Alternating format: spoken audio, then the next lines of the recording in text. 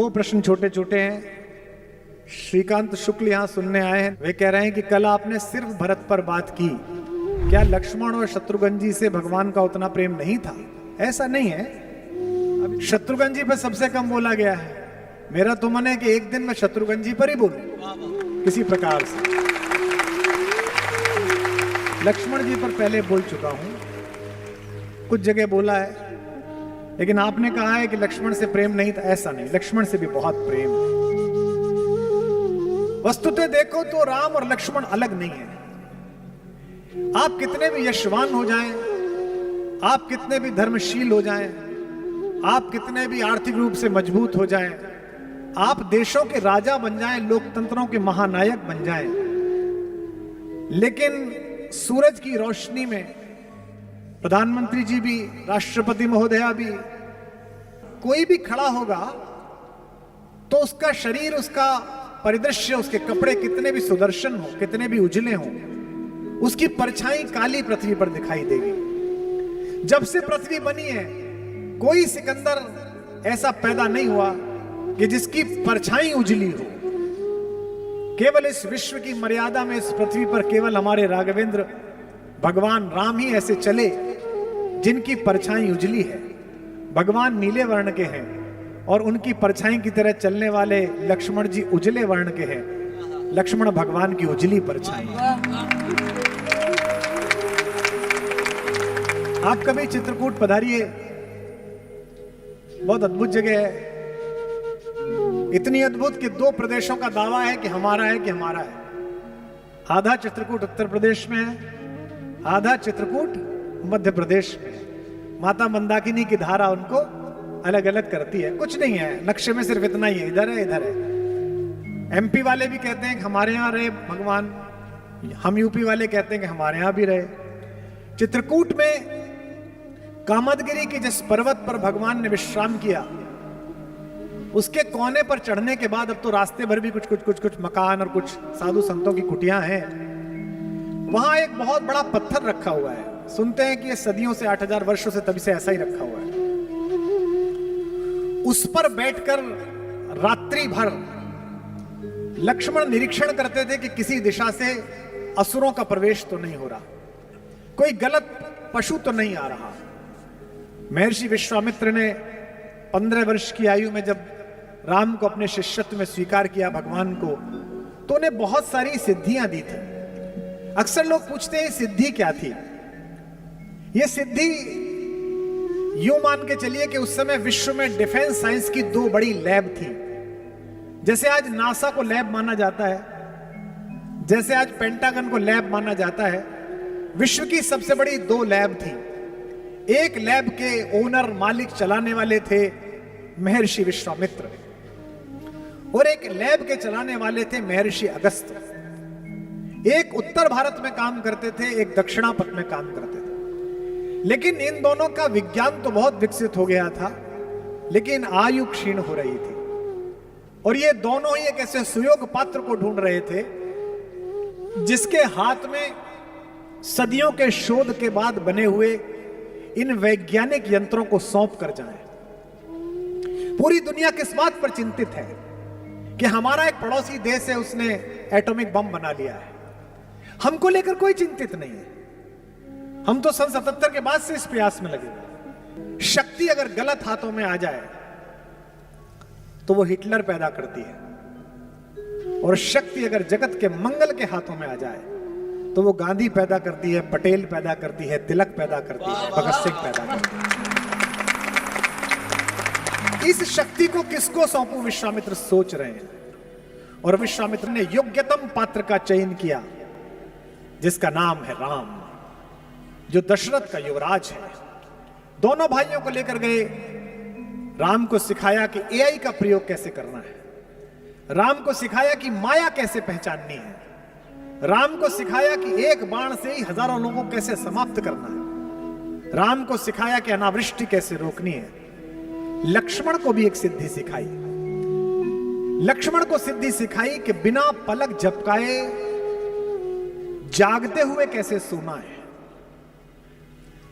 ये बात 30 साल पहले जब ऐसी ही किसी उद्बोधन पीठिका से मुझसे भी महनीय किसी ऋषि मुख ने कही होगी कि एक ऐसा आदमी जाग कर देख रहा है जो पीछे सो रहा है लेकिन आगे जाग रहा है, तो पश्चिम के विज्ञानवादी लोगों ने कहा यह तो संभव ही नहीं है, या तो आदमी सोएगा या आदमी जागेगा। आजकल नया घर बनवाइए तो जो एआई और ऑटोमेशन का काम करने वाले आते हैं आर्किटेक्ट के साथ, करोड़ों रुपए लेते हैं आजकल। पर्दा खुल जाएगा, पर्दा बंद हो जाएगा, वो पीछे हल्का वाला पर्दा खुलेगा फिर बंद वाला खुलेगा। तो वो एआई वाले कहते हैं कि हम जो कैमरा गैलरी में लगा रहे हैं ये आपकी रिकॉर्डिंग की मेमोरी खराब नहीं करेगा। अगर कोई आहट नहीं है, कोई चला नहीं है तो रिकॉर्ड नहीं होगा, लेकिन अगर बंदर कूद जाए, आदमी कूद जाए तो तुरंत रिकॉर्ड हो जाएगा। ये एआई है, artificial intelligence of N equipment.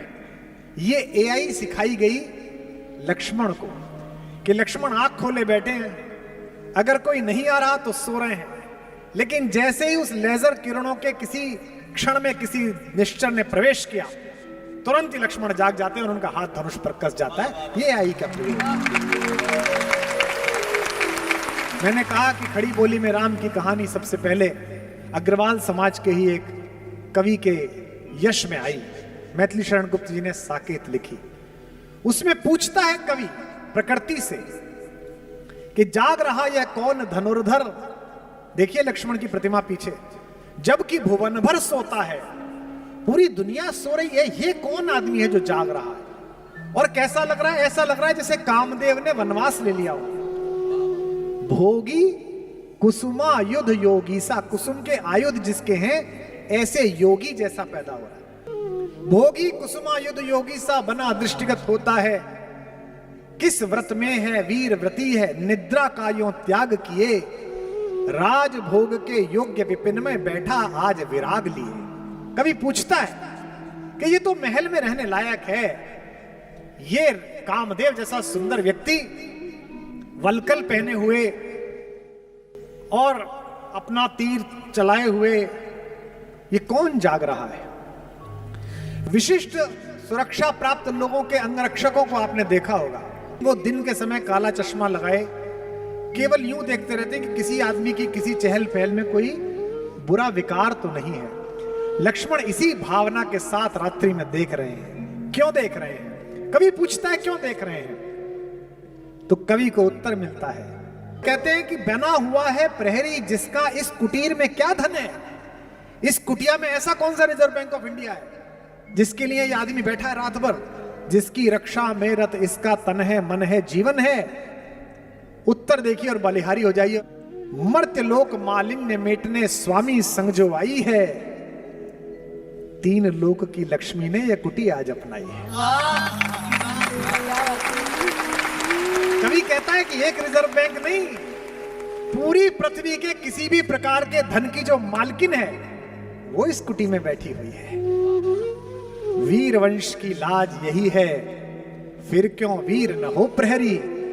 Vision देश है, जंगल है, निशा शेष है, निशाचरी माया ठहरी।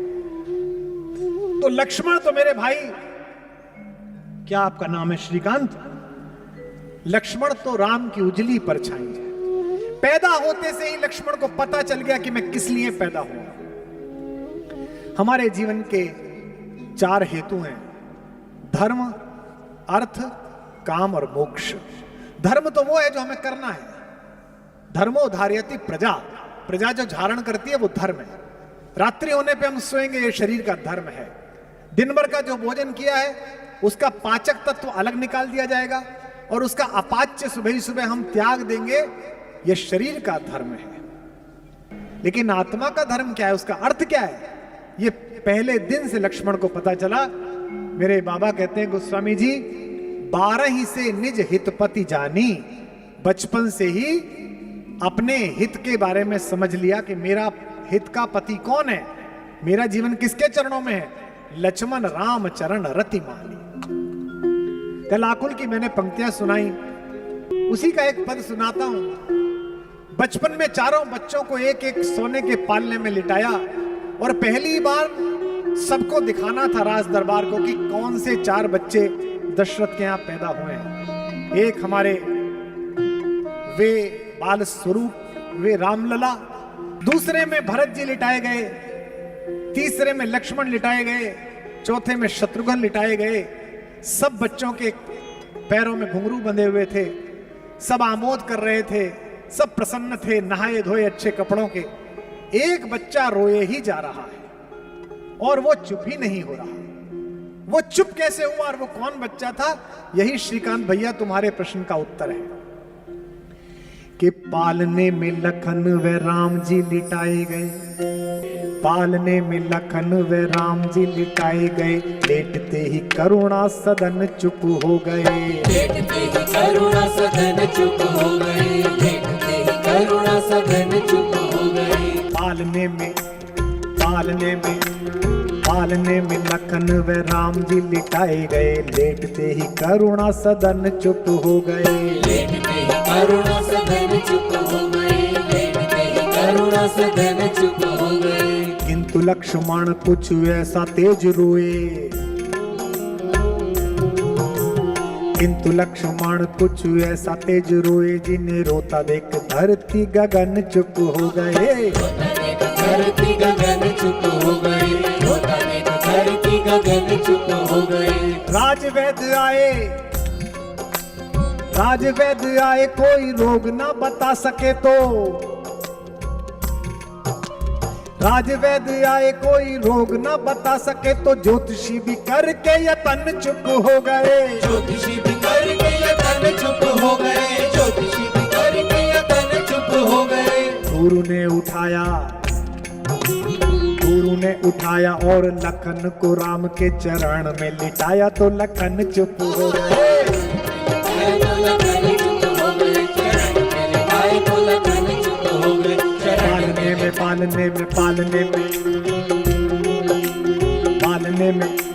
पालने में लखन व राम जी लिटाए गए, लेटते ही करुणा सदन चुप हो गए, लेटते ही करुणा सदन चुप हो गए, लेटते ही करुणा सदन चुप हो गए।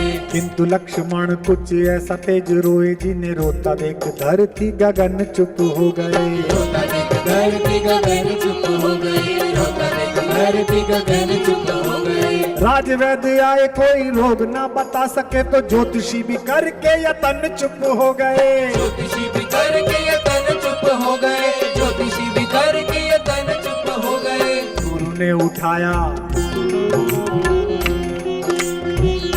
उठाया और लखन को राम के चरण में लिटाया तो लखन चुप हो गए, चरण में लिटाया तो लखन चुप हो गए, चरण में लिटाया तो लखन चुप हो गए।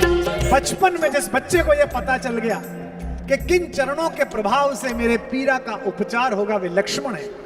इसलिए आपका प्रश्न कि भरत से कम प्रेम है कि ज्यादा प्रेम है, नहीं, सबसे बराबर है। और लक्ष्मण की मां, मेरी मां सुमित्रा भी मेरी मां कौशल्या से कम नहीं है। जाते हैं लक्ष्मण पूछने के लिए कि मां, भैया और भाभी वनवास जा रहे हैं, कि मैं चला जाऊं कि नहीं चला जाऊं? आप मां हैं, आपसे पूछने आया हूं। मां कहती है तुझे किसी ने गलत बता दिया, मैं तेरी मां हूं। कहती है तेरी मां तो सीता है बेटा, तात राम सब भांति सने। और कहती है कि यहां रहने से अयोध्या में रहूं या जंगल में जाऊं? तो सुमित्रा ने क्या कहा? अवध तहां जह राम निवासु, तहां दिवस जहां भानु प्रकाशु। बेटा जैसे जहां सूरज निकलता है दिन वहीं हो जाता है, राम जहां रहेंगे वहीं अयोध्या हो जाएगी, तो इसलिए अयोध्या में। और मन ना बदल जाए, बेटे के मन में शंका ना आ जाए, इसलिए कहती हैं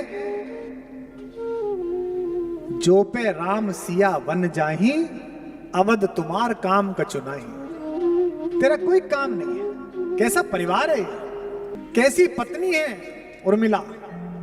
सीता तो फिर भी भगवान के सामीप्य में है, चाहे वनवासी जीवन है लेकिन पति तो है, सुख दुख में साथ वाला। उर्मिला से तो पूछा भी नहीं गया। उर्मिला जब भरत आए जंगल में मनाने के लिए राम को, तो पूरे अयोध्या को लेकर आए। एक कथा आती है कि उर्मिला उस दिन आई सीता उनकी बहन भी है, देवरानी होने के अतिरिक्त उनकी बहन भी है। वो सीता की कुटिया में बैठ गई। अब सब लोग बैठे हुए हैं, पुरुष तो अंदर जा नहीं रहे, तो लक्ष्मण से बात तो कर नहीं सकती। तो सीता बड़ी बहन होने के अतिरिक्त हम सबकी मां भी है, और जिनकी बड़ी बहनें उन्हें पता हो कि बड़ी बहनें अक्सर मां हो जाती हैं, छोटी बहनें इस तरह बात करती हैं उनसे। मां से भी जो बात नहीं करती छोटी बहन, वो बड़ी बहन से बात कर लेती है। सीता मनोभाव समझ गई कि मैं तो अपने पति के साथ रहती हूं, उसने तो देखा ही नहीं है। तो उन्होंने लक्ष्मण से कहा कि लल्ला, मेरी झोपड़ी में, कुटिया में फूलों की डलियां रखी है, उसे उठा लाओ, तुम्हारे भैया की शाम की संध्या के लिए माला बना दूंगी। लक्ष्मण ने कहा जो आज्ञा भाभी, और तेज गति से लक्ष्मण गए। लक्ष्मण को क्या पता, जैसे ही कुटिया का द्वार खोला तो सामने उर्मिला, वो खड़ी हो गई। अब सोचो, पूछ के नहीं आए हैं, लेकिन जैसे ही देखा, अब लक्ष्मण असमंजस में कि लौटूं कि बात करूं। तो मैथिली शरण गुप्त कहते हैं, खुद उर्मिला ने आगे बढ़कर मुस्कुराते हुए कहा, कभी मेरे बाग में घूमने वाले वो हिरन, आजकल तू जंगल में घूमता है, मैं तुझे बांधूंगी नहीं, इसलिए भय मत कर। मेरे उपवन के हरिण आज वनचारी, मैं बांध न लूंगी तुझे, तजो भय भारी। लक्ष्मण भी कहते हैं कि मैं तुम्हें इसलिए नहीं छोड़ के आया कि मैं तुमसे प्रेम करता हूं, मैं तुम्हें इसलिए छोड़ के आया हूं कि सीता तो अधिकारिणी है राम का प्रेम पाने के लिए। राम अधिकारी हैं कि सीता जैसी दिव्य विभूति और भगवती का पाणी ग्रहण करें, पर मुझ में तो कोई योग्यता ही नहीं है कि मैं सीता की बहन का हाथ थामूं। वन में तनिक तपस्या करके बनने दो मुझको निज योग्य, भाभी की बहना तुम मेरे, अर्थ नहीं केवल उपभोग्य। तुम केवल मेरी पत्नी नहीं हो, तुम जगत नंदिनी सीता की बहन हो। मुझे इस योग्य तो बनने दो कि कोई व्यक्ति ये ना कहेगी, अरे कहां तो सीता का पति मर्यादा पुरुषोत्तम राघवेंद्र, और कहां उर्मिला का पति, तो वे तो तपस्वी हैं ही, मुझे तपस्या करने दो। आप सबको पता है कि जब संजीवनी बूटी लेकर गए हनुमान, तो रास्ते में उत्तर प्रदेश क्रॉस किया। एयर सीमाओं का सर्वेक्षण था कि कोई क्रॉस ना कर ले। रडार ने बताया कि ऊपर एक अद्भुत तरीके का कोई यान जा रहा है। भरत ने कहा कि ऐसे बिना अलार्म के कोई अयोध्या की एयर सीमा कैसे क्रॉस करेगा, उतारो इसे नीचे। तो उनको तीरों से घेर के नीचे उतारा गया। टेक्निक देखिए आप, जब नीचे उतरे तो देखा कि वो तो राम राम बोल रहा है, हे राम है। भैया आप कौन है? मैं अंजनी पुत्र हनुमान हूं, भगवान का सेवक हूं। कहां जा रहे हो भैया? उनके छोटे भाई को मूर्छा आ गई है। भरत बड़े दुखी है। भरत ने कहा कि ये उन्हीं का घर है, मैं उनका छोटा भाई हूं, और ये चरण पादुकाएं रख के चला रहे हैं। उनकी सेवा सत्कार ने जाना था, माएं बुलाई गई। क्या कहा कौशल्या ने? कौशल्या ने हनुमान के कान में चुपचाप कहा, भैया मेरे बेटे से कह देना 14 वर्ष प्रतीक्षा बहुत करी है, लेकिन लक्ष्मण के बिना अयोध्या ना आए।